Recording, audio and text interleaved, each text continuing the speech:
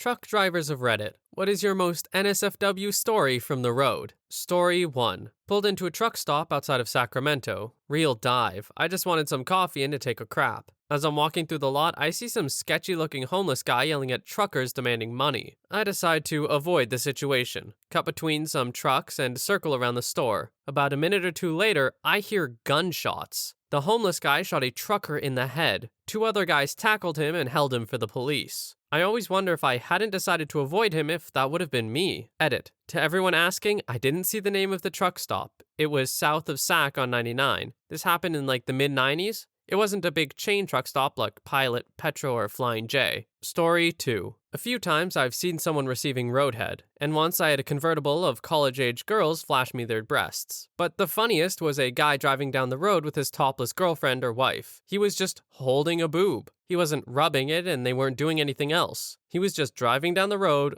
holding a boob. Story 3. My dad's a truck driver. Called me real upset one morning about 7 years ago, saying a girl my age, I was 16 then, was knocking on his window at about 5:10 a.m., barefoot and obviously high. She had little to no teeth and didn't seem to have bathed in weeks. She was begging my dad to let her perform intimate services on him in exchange for like $10 or something. It made him so upset that he bought her a hot chocolate and a sandwich, gave her his blanket from his truck and $50 and really hoped she wouldn't use it for drugs. I guess he thought of me when he saw her. I don't know. Really spooked me. Story 4. I am one of the elusive female long-haul drivers. The number of times I've been invited to share a shower with total strangers is disturbing, but the absolute worst I ever heard was in a truck stop in Florida. I got out to fuel and had been running hard, so I had a bandana on and my hair in pigtails. I finished fueling and jumped in to pull forward to go get my receipt and turned on my truck. Overheard two guys talking about how they were going to grab me by my pigtails and ram me from behind. I opted to not stay at that truck stop that night, and went to another one for my shower, laundry, and to rest. Story 5. Not necessarily NSFW, but pretty gruesome. My dad started driving in the 70s and always had great and hilarious stories to tell, but never much of a serious talker. No matter what I was going through, he hated hearing about any sort of emotion. One night, I had confessed to my ma it was pretty tough getting through to him, that he seemed immune to serious conversation. She proceeded to tell me this story, hoping it would clear things up. These two kids had gotten into a wreck somewhere on the highway. One friend pulled the other out of the car and put him on the road while going to get help. As the one friend was going to get help, the kid on the road got hit a second time by a different vehicle, but the kid was still alive. So while my dad was driving, he saw this kid just lying there in the middle of the road. Dad pulled over, got out, and held him until he stopped breathing. Mom said it messed him up for a long time, and that he never really got over it. I always looked at my dad a bit differently after hearing that. He was only about 21 when it happened, and I think it had a major impact on him. Story 6. My dad's been a truck driver for over 30 years, and his story he tells all the time is before the age of cell phones. He was running in the middle of the night and came up on a flipped vehicle. About that time, a state trooper pulled up. The trooper and him followed bloody footprints through the desert trying to find the driver. They never found anyone. Another time, it was a similar situation, but it was an extended van with a group of people and children. He had to help find the bodies in the dark that had been scattered from the van flipping. Story 7. I used to assist in liability claims for trucking companies. What a nightmare. Best NSFW stories involved the multiple times truckers ended up in the back of their trucks trying to score with a lovely lady, who then proceeded to rob them blind and or steal the cab. We had 2 calls in 1 month involving truckers in Texas where the drivers were found naked in the back of their trucks with no wallets or ID at all.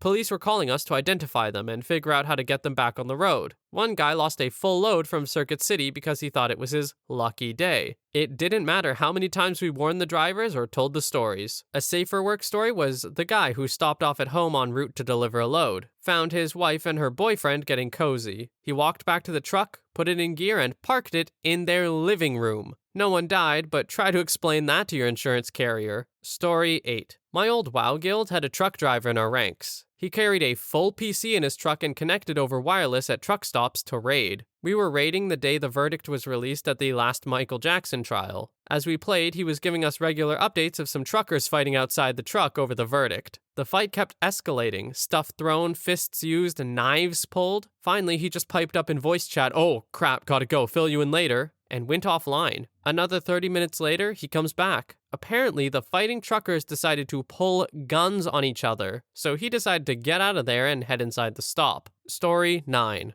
driving northbound on I-15 through Cajun Pass. I saw a really nice classic Buick parked on the side of the freeway with its hazards on, looking to have broken down. Upon closer inspection, an older woman had stopped, dropped her pants, hit the hazards, and was dropping a massive deuce with her butt hanging out the driver window. Different story, at the Flying J in Ehrenberg, I stopped for a fuel and jerky. While I was walking in, I noticed a driver yelling at a recreational reptile to leave him alone and let him sleep, and this was the last time he was going to tell her. So I did my shopping, and on my way back to start fueling, I noticed the driver from earlier taking off from his spot and driving towards the lot lizard. I was thinking, great, I'm about to witness a murder and have to deal with statements and crap. Nope. Dude got his truck up to about 15 miles per hour, rolled the window down, and whipped a jug of something, I'm gonna guess wasn't lemonade, at her, and drilled her center mass. So this pea-soaked lot lizard goes sprinting into the travel center, and about 5 seconds later, people started pouring out the front doors like the place was on fire. By the time I was done fueling, the cops had come, and were tossing her into their cruiser while taking turns dry heaving. Best part is, I was about 50 yards upwind of all this. Story 10. My dad is a truck driver, UK and European, and has been all my life. I used to go away with him during school holidays. I spent a lot of my childhood in and around trucks and truck drivers, and I've peed in a lot of water bottles. When I was around 7, I went along during a run down through France. To pass the time, we were playing games such as Go Through the Alphabet and you have to think of a boy's name with that letter, and other games, like Go Through the Alphabet and you have to think of a girl's name with that letter. The next thing I know, we're in a small French town and stuck in a one-way system, unable to proceed due to the ever-narrowing road ahead. Dad stopped, he told people to move, he started to reverse, then there was a bang. Dad got out of the truck, a crowd formed, I sat on the bed and ate sweets, then the law enforcement came. While reversing, my dad had accidentally gone through the front of a salon. I remember the policeman motioning to my dad to pull forward, and my dad motioning and saying something offensive in trucker English. Then I heard another crash. I'm sure a camera crew turned up at this point. When we pulled forward, the brick and glass being held up by the trailer all fell down and landed on top of the law enforcement's motorbike. Then we had to follow the police to a car park and get in their car. I remember they were armed, and because my dad's a trucker, he told me not to worry because if I cried, they would shoot us. I cried a lot, for hours, and apparently that's why they let us go with a fine. I got a huge pack of stickers and all the sweets they could find. Story 11. I'm a little late to this party, but this is a pretty interesting story. My mom was a truck driver for a little bit when I was just out of high school. I took a trip with her from Texas to Louisiana, stopped at a truck stop outside Baton Rouge. We got approached by an escort. My mom said she wasn't interested because she wasn't gay. The escort said, I'm both male and female. I have both parts. My mom, being the curious sort she is, asked how that was possible, and they said I'm a real hermaphrodite. I was born with a working version of both parts. My mom said how she would give them $10 to see, and they agreed. This person really did have it all. We ended up talking with them for about 30 minutes about hermaphroditism. It was a pretty interesting conversation, actually. Story 12. I had just started working for a large corporate company. There was extra money to be made if your first truck was a recovery truck. Someone quits and just leaves a truck somewhere, you get a ride with another driver and pick it up. This truck happened to be on the US-Canada line at the inspection station. I see the truck sitting there with this crate strapped to its back on the fifth wheel. It's maybe 4x6x3, which is odd. I go into the customs station, tell them I'm here to get the truck, and show them my paperwork. The guy at the desk gives me this "you poor fool" look and says, I hope you have a strong stomach, and then gives me the keys. I go to the truck and open the door. The smell of crap and other bodily odors just about knocks me on my butt. This truck is a wreck inside. There's a pile of crap about 2 feet high, and the mattress is just soaked with pee. One of the cabinets was filled with crap. Turns out the last driver was busted when he tried to cross the border with the truck. Got stopped for an inspection. Needless to say, the smell tipped off inspectors. The better things to list is they found 2 naked women tied up in the sleeper, a loaded .38 special, trafficable amounts of drugs, and needless to say, he was locked up.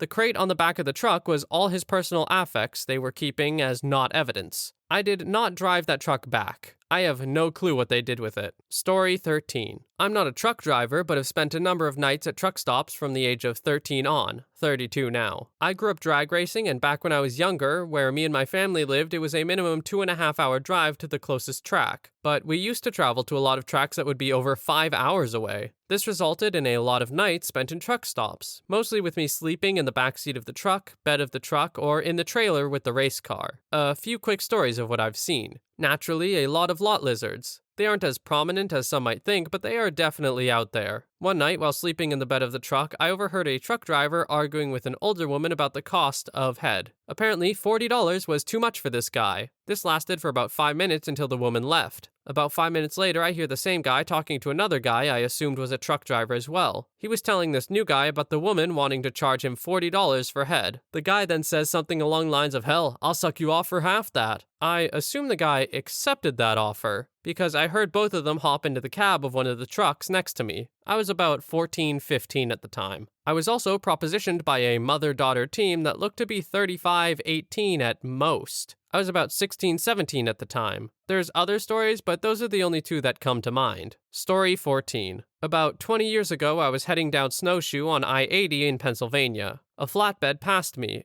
and after he got about a quarter of a mile in front of me, the brake lights came on and he started swerving all over. He ended up in the median, upright but jackknifed into the driver's side. Turned out he hit a bear which went through the windshield. Bear survived it and went on attack mode. I and 2 other drivers got to him in time to see this bear flipping out inside the cab attacking the guy. Right behind us was a state trooper. He ran up to the truck, yanked the passenger door open, and shot the bear twice. Bear turned around and started towards him, and he unloaded into it. That guy was torn up, and no, he didn't make it. Story 15. Not a truck driver, but my dad was. Since he was a long-haul truck driver, we would go with him during summer break. So one late night in the plains of Oklahoma, on a very straight and very long road, in the distance we could see taillights switching back and forth over and over again. We finally managed to catch up, and Dad comes over the CB asking if we could pass. A lady comes over and says that we could. Well, apparently there were 3 trucks total. We passed this first truck and it was completely dark in the cab. We passed the second truck, same thing, complete darkness. We go to pass the lead truck and it's a woman driver with her breasts out and playing with toys. I'm around 13, 14 at the time, so needless to say, I was happy. Well, the lady came back over the CB and asked if we enjoyed the show and wanted to know if we wanted to slow down for another view. Politely, my dad said we enjoyed it but was behind. Apparently, the 2 trucks in the back were taking turns swapping lanes to get a view. Story 16. Now, most folks would say I'm a trucker, but that ain't true in the strictest sense of the word. Ain't got no call to be hauling goods for established merchants and the like, especially since they ain't got the notion to hire independent contractors, with having their own fleets and all. Still, I've got my own rig, bought and paid for in full, and I'm beholden to no one except the needs of Mother Nature. That's food and water to you folks in houses.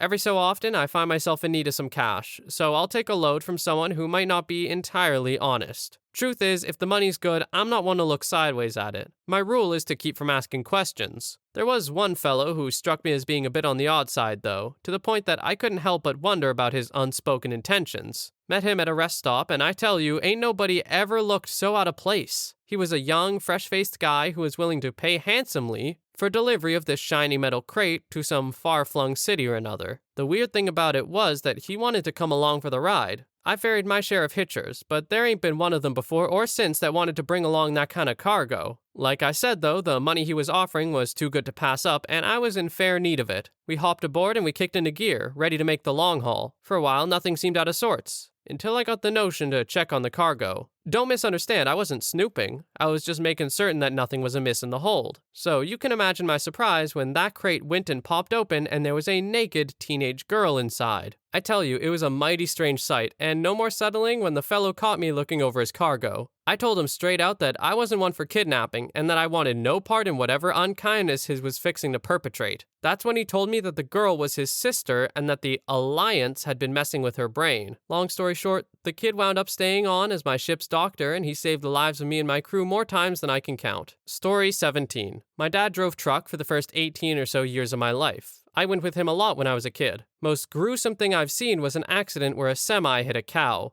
Blood and guts everywhere, and the truck was pretty much demolished. No horror movie has even come close to as gory as that sight. Saw a guy get door checked by cops and he flew into a chain link fence. One of the cops jumped out of the moving car and started beating him. That was not a good part of St. Louis to be parked in overnight. My dad slept in the driver's seat with a Beretta on the dash that night. You'd be surprised how many men and women you see driving down the road in various stages of undress. You don't really notice it when you're in a car, but from a higher vantage point, yeah. Also, I saw way more self-pleasure than roadhead. And yes, I learned to curse at an extremely young age. Story 18. Sometimes I get a hankering for chicken fried steak when I'm on the road. Everyone knows that if you want a good chicken fried steak, you head to a truck stop with a single word on the sign out. Eats, restaurant, mom's, something like that. If it doesn't have a counter that you can belly up to without waiting for the hostess, keep driving. Just after I sat, a lady somewhere around 40 years young who looked the far end of a very rough 50 sat next to me. She was easy to talk to, so we talked. She'd been out on the loop for 5 days. That is the term she used, she might have made it up, for going out to a truck stop and servicing truckers. She told me when she was done for the day, she'd give a freebie if they'd let her sleep in the back and wake up in a fresh new lot.